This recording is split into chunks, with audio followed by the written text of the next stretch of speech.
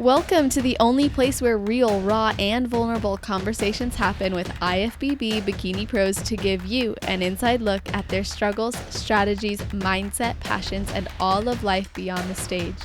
This podcast is made to inspire, motivate, and remind competitors and the average gym goer that even the most extreme lifestyles and elite athletes have their ups and downs.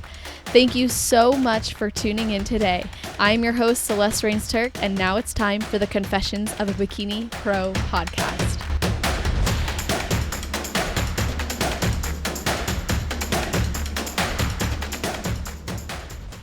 Thank you all for tuning in again to the podcast. Today we welcome an athlete born and raised in New Jersey by her Brazilian parents. She started traveling abroad as a model at the age of 17 and then found her passion. She has been living in India for almost 5 years now. How are you doing, Annabelle Dasilva? Hi, I'm good. How are you? I'm doing awesome. Like I said, I'm so happy you're here. And before we get into everything, as you know, gotta ask, what is something you do or a ritual you have right before your heel hits the stage? Okay, I guess there are two things. I do like a little dance. It's so funny. I look like a little kid. Yeah, right before I step on stage. And I also do the sign of the cross. It's just a little moment of gratitude. I look up and then I walk on that stage. Oh, that's awesome. Yeah. So, are you pretty religious then? Um, like born and raised Catholic, but I believe in the universe, vibes, energy. Yes. Yeah. I feel you on that. I was raised in a religious household, but I never fully connected to it. But I've always felt more at peace when I refer to like a higher power as the universe. And Yes, I totally, exactly.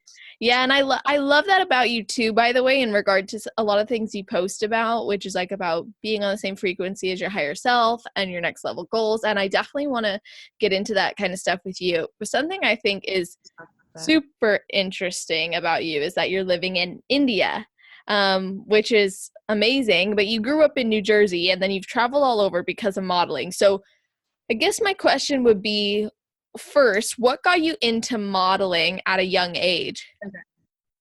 All right. So I'll try and make this long story just a little bit shorter so this podcast isn't too long. Um, so born and raised in Jersey, and I was there until I was 13. Then my parents separated, so I moved to Brazil with my mom, and high school was in Brazil.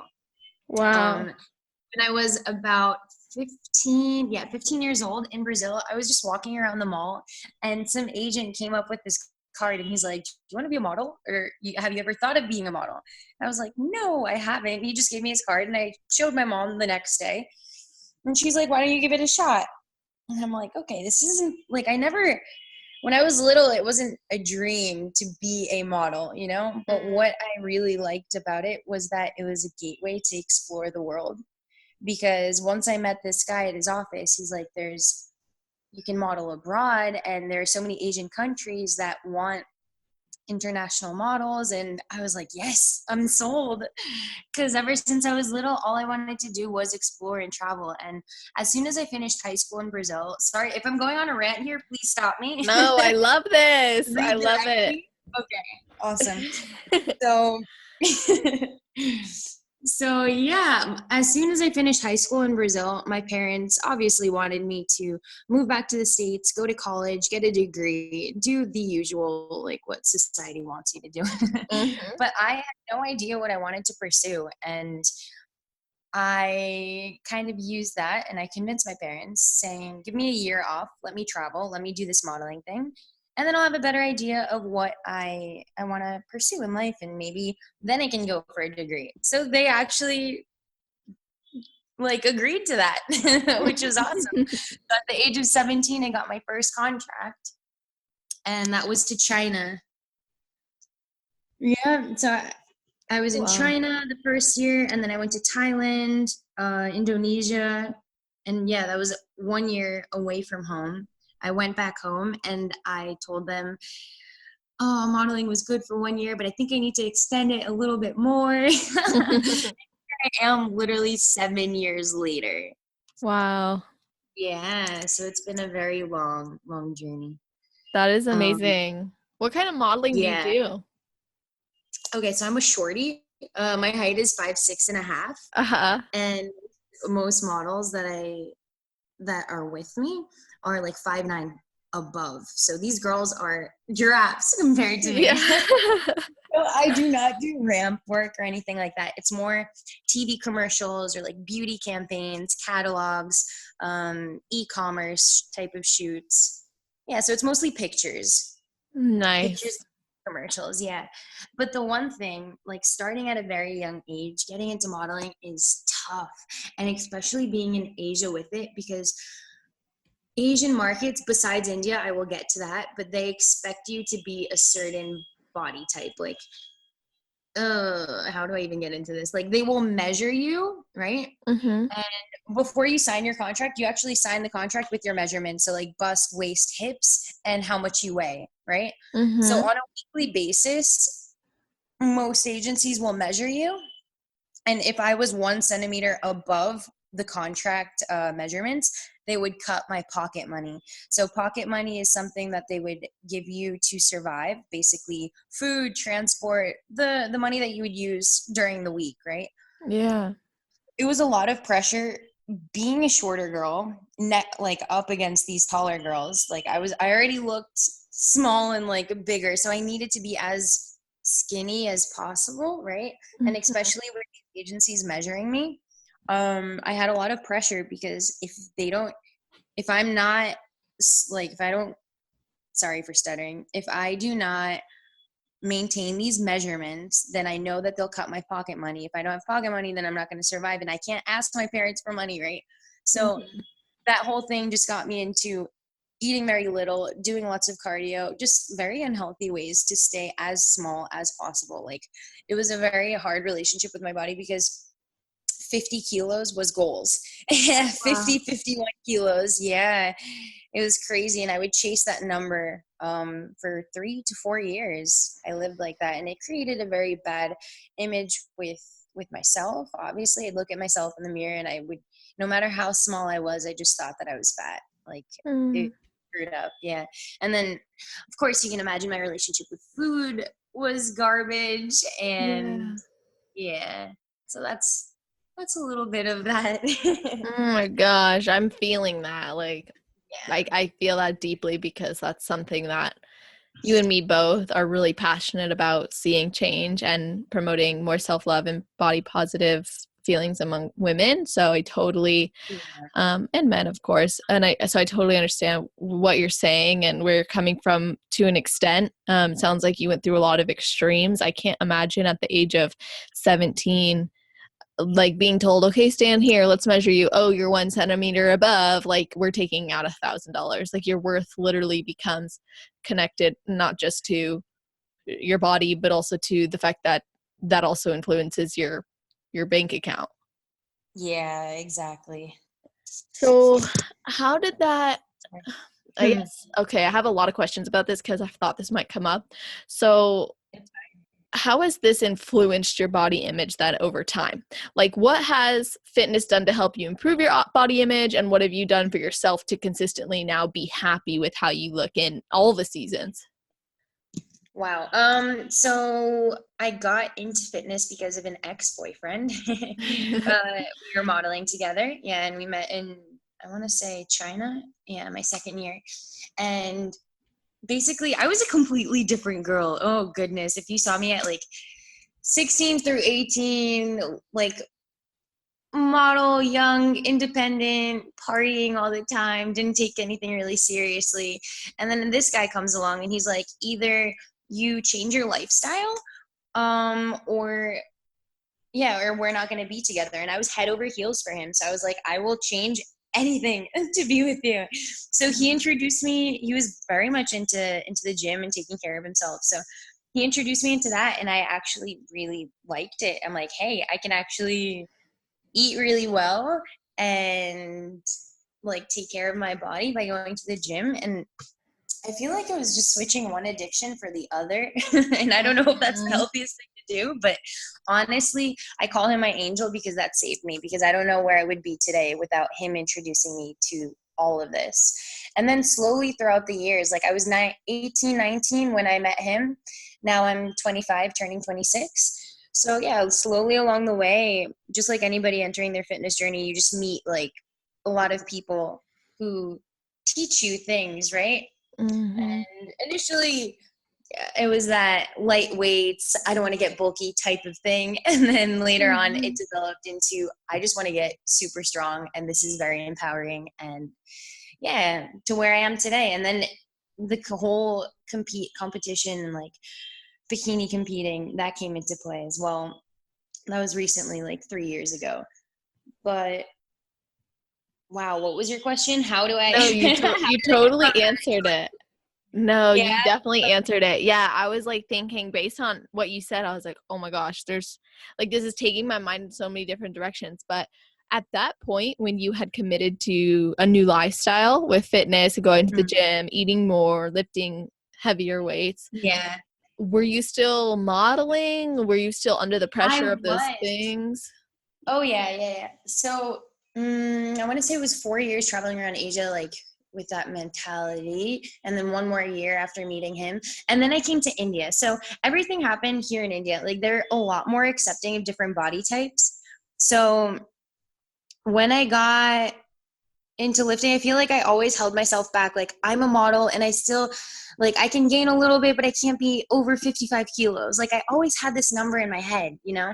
But then when I got to India and I really got into it, it just got to a point where I'm like, I don't even care anymore. Like I Mhm. want to continue doing this. And if a client really wants me, he can just get a size M. Like it's not a big deal. I don't know. This flip just switched in my head. And honestly, that's what happened. And like I said, India is super accepting about curvier women, and I created like a little niche here where any like when they need a fit girl or someone into fitness, my name is the first to pop up. So I think that's awesome. Wow.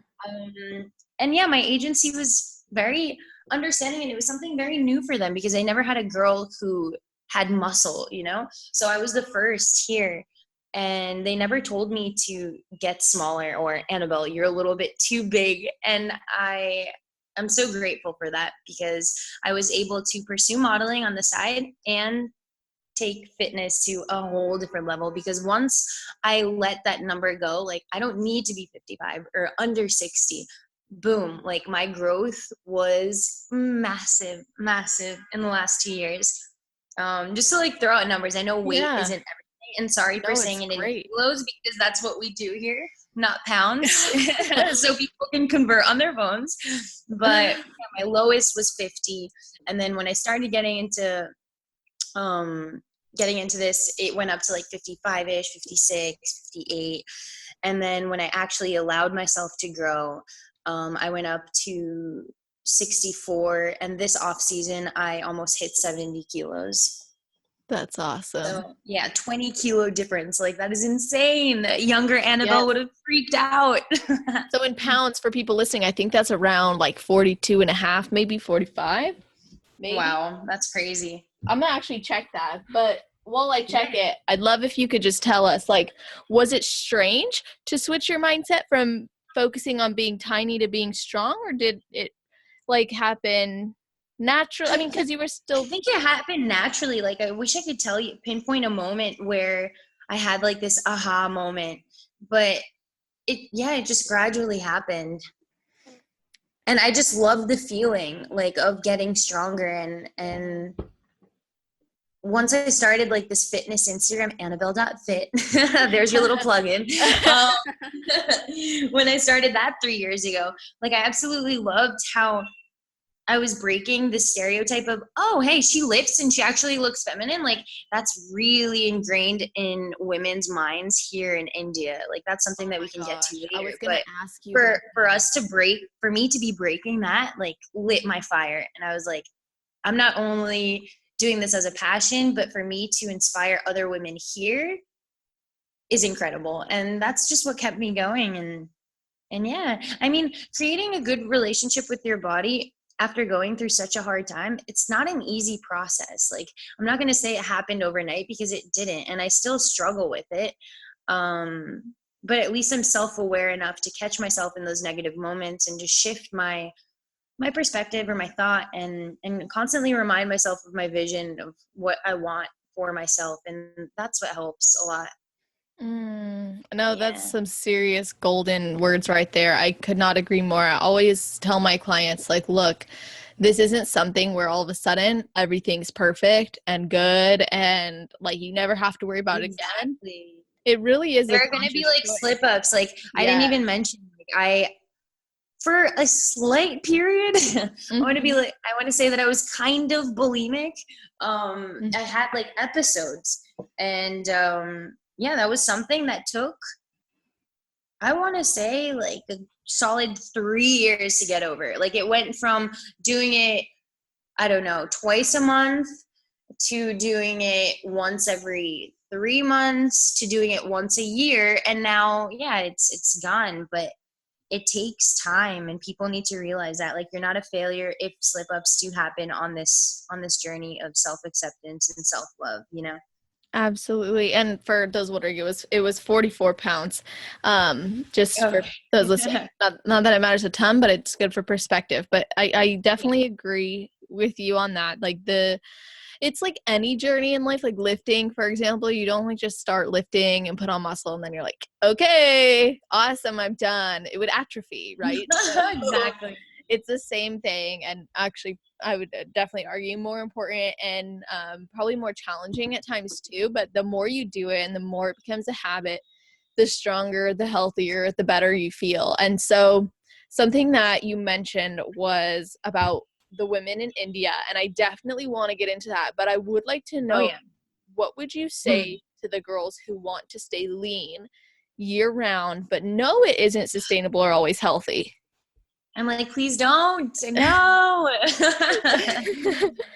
Oh my goodness. I'm so happy that now there are more competitors who are open about having an extended off season, a period of dedicated growth, because it is so necessary. I think Lauren Dannemiller was one of the first that I followed Yeah. who was doing this. Yeah, my coach, she actually showed me her page before we started our off season, and you're doing it, and more girls are coming out and being open about this because it's so essential. Like, girls need to understand that in order for you to have a different physique than last time, because everybody says my only competition is myself, right? Okay, Yeah. cool, awesome, I love that thought, but how are you going to better yourself if you keep doing show after show after show, year after year? Like, you need to stop, because it is not healthy. Like, even from a hormonal perspective, right?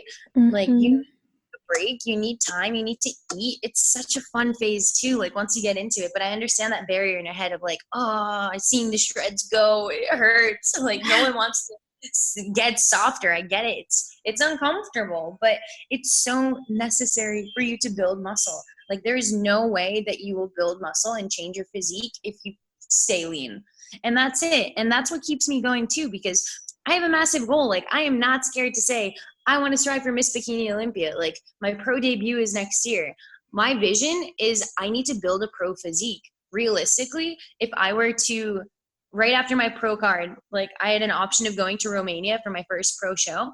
But I was like, no, like, these girls have an incredible, insane physique. I stand no chance. And I was realistic. And I'm like, I need a year minimum to compete up against them. So having that vision in mind is just what helps me stay in this off season. And like, I know that growth is happening, and I know that this is bringing me a step closer to everything that I want to achieve. So girls who have a hard time of like letting that leanness go, think about what you want in the future. And like, honestly, that off season is going to help you so much. You are speaking my language. I love everything you're saying. For Yes. real. I'm just like, yeah, this is great. And like you said, we don't always want to see the shreds go because we think about, oh, we worked really hard to get here. We don't want to have to go through that again. Or Yeah. what if we go crazy and we gain too much? Or what if we Dieting and like losing it is the easiest part. Honestly, I just did a mini cut and I'm like, I can shed this weight so quickly, but building muscle is hard. That's what we need to focus on more. Yes, exactly. And the crazy thing too is like you said, like this is what is actually building the next level physique, right? Oh So yeah. if we're continuously staying where we were, because I did last year a bunch of shows in a row and I loved it and I would do it again in a heartbeat. But then I recognized like, okay, I need to take time off. I need to grow, and that's fine. And I had to get my hormonal health back and blah, blah, blah. Everyone who's listening has heard this story. But it's like, okay, the only way that you can do that is by eating more and training differently. And even if it's not dramatically differently, it's more conscious of the next level goals. And so I love that you're saying that, you know, it's not just, oh, this sucks and it's part of it and there's lots of fear. It's like, no, this is necessary. Like, you have to face this growth period. And exactly. And just change your goals from aesthetic, right, to performance based. And you're going to see that it's so fun, like chasing numbers, whether it's reps or sets or load, like just getting better every single session it's a game with yourself, and it's so much fun. I love that. No, for real. And I always, the girls who go through my post-show program or coaching with me, I always tell them, like, you're not in prep anymore, right? So if you're not in prep, you have to set new standards and new goals for yourself. It's not like you just all of a sudden. The mindset needs to shift. Exactly. Yeah. I think that's where the post-show blues comes from. Like, I experienced it. I feel like everybody does, because you're so laser focused, hyper focused on this one goal, right? You have a date you're working hard towards. But off season is hard because it's like, meh, I don't have a date in mind. Meh, I can let loose. Like, it's hard. It's so much harder. Exactly. We think it's almost like we have to grieve a part of us. It's like we think, oh, well, now I'm not able to be disciplined. I'm not able to have that willpower, but you still have that same version of you inside of you. Like, she's still there, but the whole aspect of her like kicking ass is no longer for a date. It's for right now. It's for the now of improving every day. And like improving everything now, you're going to create habits that will carry on into your prep. So this is the time to like make improvements in every single aspect. Yes, and embrace it, because like this is your only time. I mean, yes, you can still build muscle when you're in a deficit, and yes, during preps right after a show you're really anabolic, and yes, there's all these different factors that go into maintaining and having the most optimized experience and growth and performance and blah blah blah blah. But at the same time, that period, those windows can only last for so long, and especially as females, and if you're a natural athlete, even if you're not, right, it's still matters. So, you know, it's important to consider that, and it's important to know, like, a big reason why people do have those push-up blues, like you said, is because there's no goals. But the good news is setting a little goal, like you said, focusing on performance, chasing a different number. And I also think, you know, we get so focused on, oh, I look in the mirror and I lift up my shirt and my abs are like a little tighter, or my waist is like smaller, or I have a new line in my like my legs or something. It's like now those lines start disappearing, start going away. But does that really make you any less of a person? Does it really make you? It doesn't. That's the thing. I see girls like in those little changes, the abs, the lines that you were just mentioning, they see that as worth. And when they see that disappearing, they're like, I am no longer worthy. Like, it's so screwed up. It is. And how they think. Yeah, but I think that social media also plays a huge role in this, where a lot of people aren't very honest with like the whole off season thing, or you never know what the person's doing behind doors. Maybe they're like holding on to old pictures, you know, and they just keep on posting like the lean pictures, and people just think, who don't understand the sport, they think that, oh, that is like possible. You can be that lean year round. And I think that is what screws a lot of people up. 100%.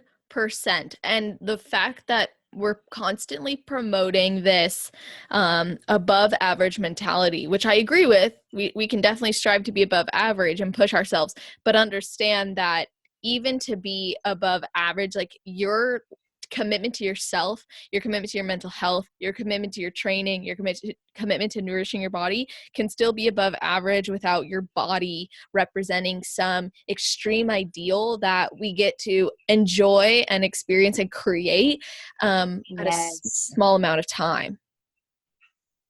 Love it. So, okay. we speak in the same language. Yeah. I love that. So I really want to ask you, now that we're on that topic, you know, the women in India, but first I kind of want to preface this by understanding a little bit more about India, a little bit more about the fitness Yeah. industry there. So what is it like there in terms of the fitness industry? In terms of, oh man, okay. Let's talk about the positives first. Okay. Yes. So, just for you to have an idea how it's growing for females, especially, I saw my first show in 2015, and I want to say that there were 5 bikini competitors in total in that show. 5. Okay. Wow. We are in 2019 now, or I'll just take it back to my pro show, 2018, and there were over 70 girls from all over the world. For the amateur Olympia? Yeah. Wow. But like the amount of Indian girls there was probably more than 60 easily. There were only like 10 of us that were from outside of India. And now there's another show happening this weekend and we have over 70 girls. And that's Indian only. That's amazing. Yeah, so it's grown so much. And you have to understand that India is very conservative. For a girl to step on stage with a bikini, for her family to accept that, a lot of girls even do it, like they hide it from their families, which I find insane. Oh yeah? Why do you find it insane? I feel like, how are you living in the same household as your parents prepping for a show and then you just go and do a show Yeah, without letting them know? I'm like, wait, how do you even get away with that? yeah, I mean, my parents can tell I'm shrinking from the moment I start prep. They're like, "You're looking smaller." Right. You know what Yeah. I mean? Well, so But what it's do a you bit, that's like an extra barrier that women here have to break because right. I mean, yeah, I face the same problem. Like my father still doesn't really understand it, but here it's very like, Mm. how can I say, people are just very judgmental here when it comes to women, yeah, exposing their bodies that way. It's not a lot of people understand it.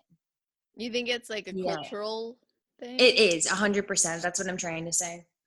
Okay.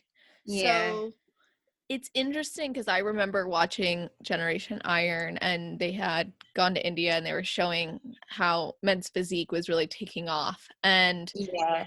it was interesting to me because they were talking about like the genetics, but then I was thinking like women in India are it almost seems like they could be built for the sport in a more positive Oh way, yeah, especially for it's really bikini. big potential. It's just it again, it's sad. Like, it's really cool because there's an opportunity right now that there's a pro qualifier, and it's only for Indian athletes.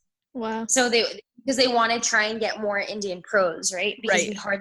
we have a handful here. Yeah, so that's an awesome opportunity for them. But another thing that's really difficult, and I feel like this is for any athlete who lives abroad, is once you get that pro card, like that's the beginning. That's not the end. Like your journey Right. is just starting, right? So for for someone to travel from India to the States, like stay there maybe for a season, it's so expensive. And like the thing that's bad here is there aren't sponsors. Like no one's helping athletes here, especially in the bodybuilding field.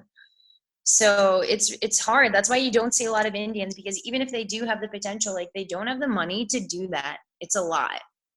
Mm. So it's really sad. I hope that changes, and I hope that sponsors like wake up and see the potential in their athletes and support, because that's what they need the most. Do you think that sponsors coming from India or from the States or from the UK? Either or, anything is accepted. That would be amazing if it came from abroad. Yeah, That's actually, super interesting. yeah. It's But the crazy. What were you gonna hmm. say? Oh, I was just gonna continue saying like the only con that I see, like fitness is growing. It's a hype almost. It's like fitness in the States 20 years ago. Like That's it's what I at was its, wondering. yeah, it's just growing. And that's such a crazy rate. Like every expo is bigger. As the number of people who are competing, it's ridiculous. But another thing that worries me a lot is the abuse of like how do you say it in the States, performance enhancing drugs like Uh-huh. steroids. Yeah, Hmm. okay. um they're just very misguided, not educated, like no one does their research. um yeah, and just starting at such a young age. Like I've heard stories of of guys starting at 17, and like nothing against someone who is on it, to each its own. It's your decision, right? Like no judgment, but to not even know what you're taking, right? Trust your coach blindly. Start at such a young age when you haven't even been training for 2 years. Like, Right. it's bad. And that's only men. Like, if I were to start telling you about women, you would freak out. The amount of girls that have come to me saying that they are on something at the age of like 21. I'm like, why, baby girl? Why? Like, you don't understand. You can do this without using anything. And that's the thing. They don't know any better. They're just misguided, like I said. And since there's a lack of support in terms of like opportunity, I think maybe they don't see that there is an opportunity to grow or to expand their potential without it. Yeah. They think that that is like, I don't know, like gospel. Like you need to take something to be someone. And it's very sad. Like I really wish to change that. And you're really representing the industry. So do you feel like you have a lot of that influence, or like since you've turned pro, have you Oh noticed yeah, that? I do. I do. Girls are like, they're very straightforward. Everybody comes and asks like, did you take something? And I'm like, no, I didn't. And for what's even more mind blowing? Like I didn't even take a fat burner, and they're like, what? No one can believe it. But it's awesome because they're like, okay, if Annabelle can do this like naturally, she just put in the work for 4 years. Cool, I can do this too. So yes, I love how I love being open about this and changing their mindset about it. Mm. That's something we don't talk about on this show much for various reasons, but I actually am really glad you brought it up in the way you did. I thought that was really classy. And Oh, and the message behind it was really great. And so, in terms of, there's a lot of fears and doubts for women, not just in India, I'm sure, especially there, but all over the world listening, right. who maybe want to get into it or maybe have been in it but are continuously experiencing failures, feeling like maybe this isn't for me. What do you think would help them to get over their fear or doubts about doing it or continuing to do it? Like you're saying, Competing. to competing, right? Yeah. Yes. Um, well, for a beginner, I would say get a coach from the beginning. Like, don't only look for someone to take you through a prep. It's so important for you to have a good relationship with your coach, for him or her to know your body from the start. Get them to do an off season with you, maybe a mini cut, maybe another little off season. Like, work with someone and then do a prep. Don't just hire someone for the prep and peace out, because that's just setting yourself up for failure. You want somebody by your side, and especially if you're doing it for the first time, to have that guidance, to have that accountability, to have that emotional support is everything. And that's what changed. Like, before my pro show, I had 2 shows. Yeah, I did.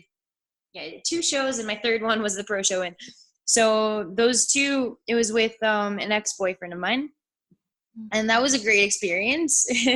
But like once I actually got a coach, her name is Sammy, everything just changed. It was a game changer. And that's my number one advice for anybody: just get someone ASAP, Mm, because you're I going to become more confident. Like, as soon as you have a game plan to follow, it just brings so much clarity, right? Yes, absolutely it Yeah. does. And I know leading up to your last show, during your prep, you had a lot of back and forth thoughts from, oh, I 100% believe in myself and the work I put in, but also moments of, am I really ready for this? So did you do anything specific to combat those thoughts of doubt, or did you just ride it out?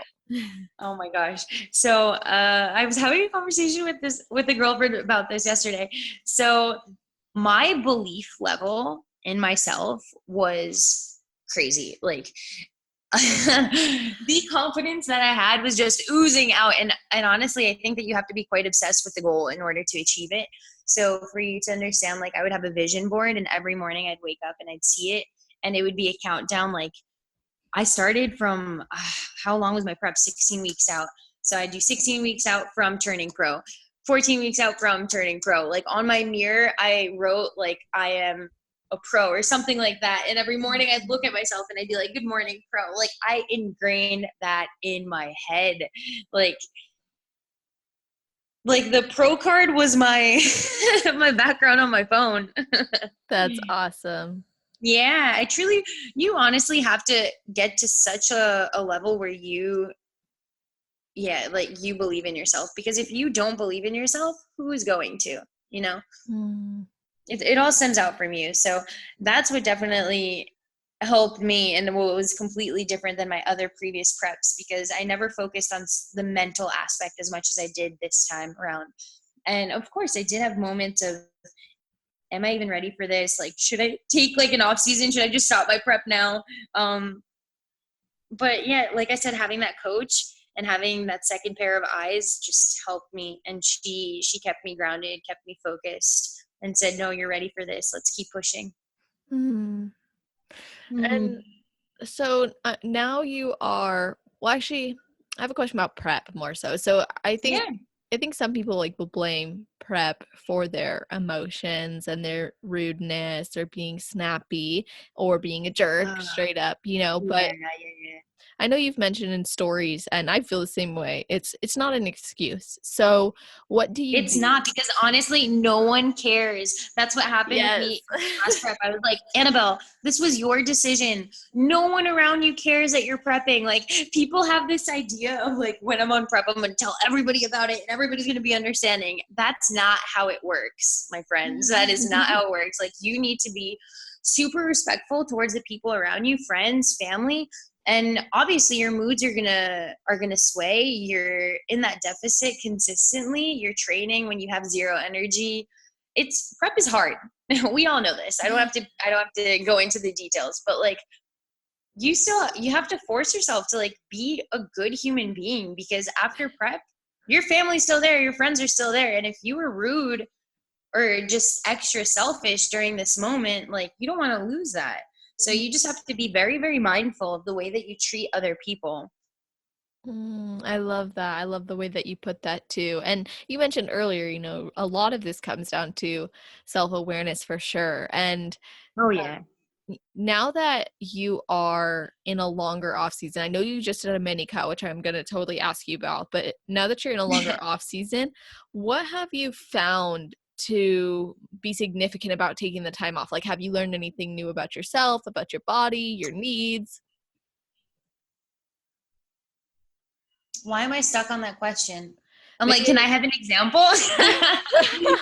like through doing this longer off season, have you found like have you discovered new things about your body, or have you discovered new things about yourself, new interests in life, things that you maybe weren't paying attention to before during preps that now Oh you're yeah, able I to think I see? gave like a lot of time to grow career wise and like shift everything. I always wanted to make the change from, my bread and butter was modeling, and then fitness was a side thing. And this off season, like, I was able to completely make the switch where modeling now is my side thing, and fitness, because I also train girls, and I'm also working for a company called IHFF. They're like a fitness expo here in India, and I create weekly content for them.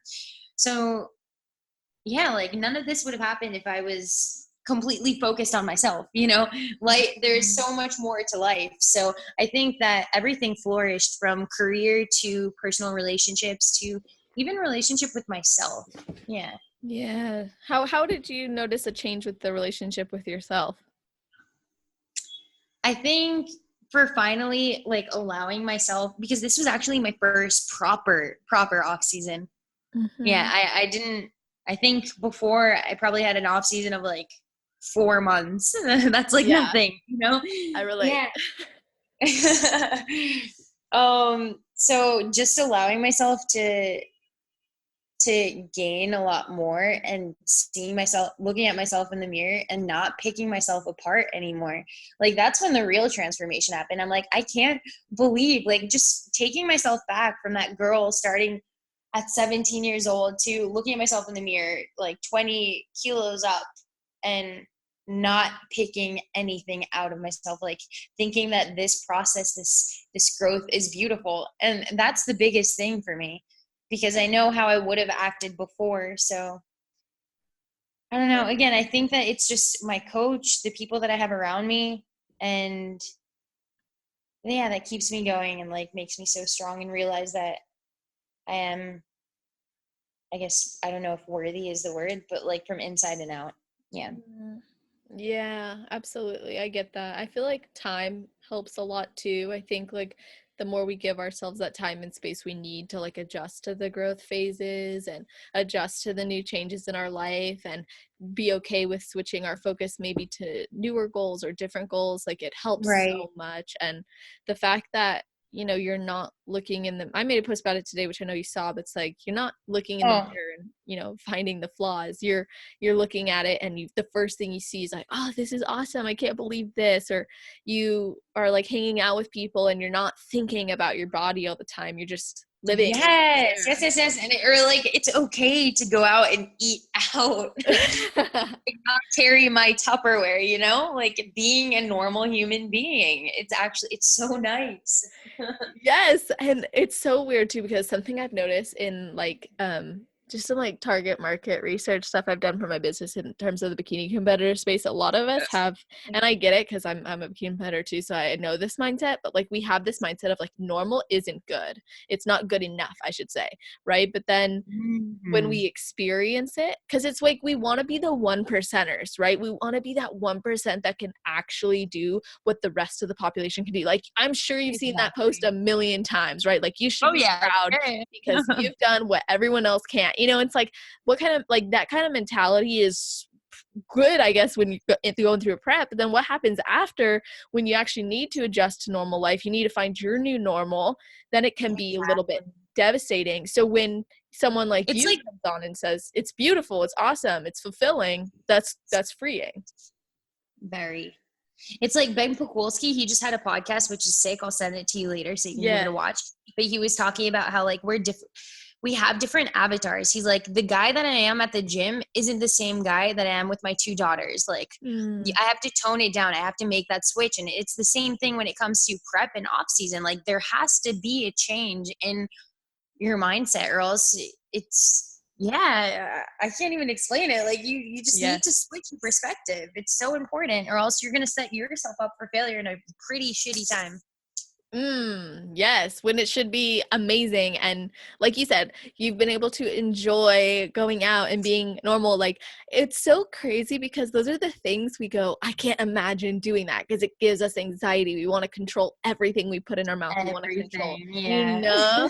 and then when we stop, it's like, oh my gosh, like the one thing that we think we need is the exact thing we don't, and that is control. The more we let go of it, the more of it we actually have, from what I found in the work that I do, and I'm sure that you've noticed as well. It's like when you say, I don't need to be structured on this thing, or I don't need to bring my Tupperware everywhere I go, or I don't have to be prepared for this. It's like all of a sudden, now it all becomes a choice, and the choices we make are way more empowered. You're not going out to eat like the gnarliest meal ever because you never get to go out and food is shortage. You know what I mean? It's just like, I'm just going to eat what my body wants rather than overeat, like, because I'm restricted from it any of the time. It's all like in flow. Exactly. Mm. Exactly. And that just removes stress from life, right? And I truly believe that having a stress-free life like makes you thrive in everything. So for you to be stressing over little things like, oh, I can't eat out, oh, I can't enjoy with my friends, like to remove that, I think that's what I've realized that has helped me so much during this off season, just being so much more calm and at peace with myself and my decisions. Mm. That is amazing. Do you feel like now that you've experienced and you are experiencing this longer off season that this is something that is helping you for now future improvement seasons? Oh, 100%. I'm actually like I'm like looking forward to them.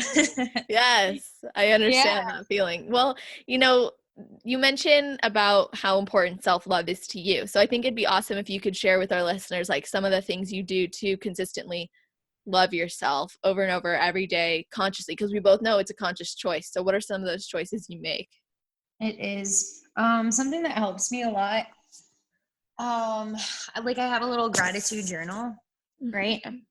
And I think that any negative, I don't know if I'm going to go off on a tangent here Do it. again, but Time. Hello? Hello. Hi. Oh my gosh. Okay. Sorry, it's monsoon season here and it's like pouring, raining. So that probably affects our signal a little bit here. All good. Okay. So self-love, what I do, right? Yes. So I try to be self-aware, and anytime that I catch, like, I am all about positivity. The minute that you go on my page, I feel like anybody can feel that. Oh, yes. True. That's awesome. So the minute that I catch myself having a negative thought, either about myself, a situation, a circumstance, whatever it may be, like, I believe that gratitude heals everything, is the solution for everything. Because, man, I live in a country where people are sleeping on the roads. I see little kids not wearing shoes, walking in the rain. I see them eating from the floor. Like, I am in the place where I should be grateful for absolutely everything that I have on a daily basis. Like, for small things like roof over my head, food, clothes to wear, like being financially stable, to have a gym membership, being healthy, like having both arms and hands and legs, like to do what I want to do by myself, like there's so much to be grateful for. And I feel like we just don't take 5 minutes in the day to do that. Sometimes we just tend to forget. So I don't know, like, since I started my little gratitude journal, and even if I don't write it down, but just like take some time for myself to do this every single day, it just makes me feel so much like better about everything. And I can't complain about anything in my life. That's what India's given me. Wow. Eternal gratitude, seriously, for seeing people in the worst situations. So that would be one, gratitude. Wow. Yeah. And then secondly, it's just realizing that I am in this body for this lifetime, X amount of time, right? Mhm. And why am I going to treat it badly, and give myself a terrible experience in the human body that I'm in, right? I Right. think it's all a choice. Like, happiness is a choice. It's not something makes you happy. It's a state of mind that you have to be in every single day, right? Right. And again, I choose happiness through gratitude. Some other people may do it a different way, but wow, I just got lost. You were talking about how basically, like, you're in this body for X amount of time. You're giving yourself an amazing human experience because you're only in there for however long you have. Exactly. So that's like the one thing. Anytime I see myself like not show myself self-love, I'm like, that's terrible. I'm wasting my time. Mhm. Like, time is limited. I should be loving every single second. Like, every breath is a gift. And it may seem extreme to some, like, oh, why are you talking about death? Or, oh, why are you talking about how life is so short? But it's the reality. And the minute that you realize that, you're going to appreciate everything, your body, time, relationships, so much more. I could not agree more. And to anybody listening who's going, I've tried that, it doesn't work. I've tried it, it doesn't work. Or I don't want to do that anymore because I don't care either way. And trust me, I have no problem if you feel this way. It's something that can easily be solved and fixed, or maybe not Right. easily for some, but you know what I'm saying. So what I think is important, the important takeaway from this is consistency. Like, consistently being aware enough to go, you know what, this is a negative thought pattern. I'm going to shift it right now. And when you can shift it in the moment, In that's the when, moment, it is yes. your choice. Exactly. Yes, it's almost like snapping that rubber band on your wrist, except for you're actually doing something about it once you've snapped it. And it's definitely a powerful thing. I mean, gratitude, I totally agree with you. And then what you said about your body and like the breath, just breathing and life, like that is so beautiful and amazing. And I think it's perspective again, like Oh, there's it's all so, about perspective. yes. Exactly. And there's only two ways that you can see every situation, either positive or negative. And that's why I keep on saying, like, it is a choice. Always choose to see the best. Like, think that life is rigged in your favor. That is the best way to. Yes. Mm. I'm gonna make that part of the title. Ooh, love it. Life is rigged. Yes. Yeah. I think it's definitely important to have that mentality. And what's crazy is, like, in psychology there's something called CBT, cognitive behavioral therapy, which is essentially creating new thought patterns and changing your thought patterns so that they are more supportive and conducive to having a positive life experience. And Oh, what's in that's very interesting. What is the name of this? CBT, CBT. Yes. Okay. Not to be mistaken with CBD. It's Yeah, CBT. yeah. No, it's like a type of therapy, and essentially, it's almost like what most people would refer to as talk therapy, but you can create it yourself really by, and of course, it's important to have an accountability person, whether that's a personal development coach, mindset mentor, actual therapist, psychologist, psychiatrist. It doesn't matter, but whatever you're doing, changing your thought patterns makes a massive impact. What they've discovered in a lot of circumstances, for things like disorders that are very common, whether that's anxiety, depression, in some cases, eating disorders for sure, or at least disordered eating and unhealthy relationship with food. They've found that a lot of those things it's more effective to have CBT than it is to do any form of drugs. Or to be given any form of prescription, or it's just as effective. Now, this isn't for everything, of course. So to anybody listening, obviously there's going to be studies that show the opposite is true, but it is an important perspective to consider because of placebo, right? What we tell ourselves is oftentimes what we create. And so there is science behind what Annabelle is saying. And that's what I'm trying to say here is it's not Oh, just, okay. it's not just woo woo, right? We're not just like, be grateful and think positive thoughts and life will be better. It's no, like part of this comes down to the actual activity that's happening in your brain, the actual way that you are now creating thought patterns and basically like neural pathways really in your brain about your life and about yourself. So this isn't crazy. This is something that you can Yeah. apply, I think it's easy to pass it off as like, that's easy for her to say. Well, no, like she like there's plenty of people who are in I'm sure like 20 times